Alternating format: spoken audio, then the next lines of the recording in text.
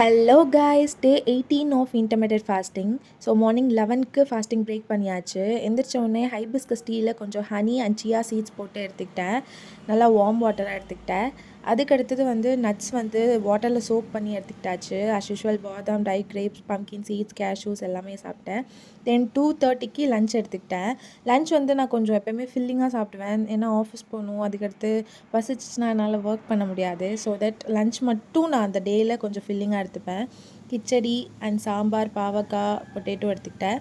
தென் 7:30க்கு கொஞ்சம் சாலட் சாப்பிட்டேன். And then beetroot juice எடுத்துக்கிட்டேன்.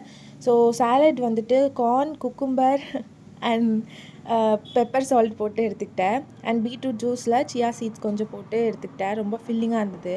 அது சாப்பிட்டு முடிச்சதுக்கப்புறம் ஷார்ப்பாக 9:30க்கு என்னோடய டின்னர் சாப்பிட்டேன்.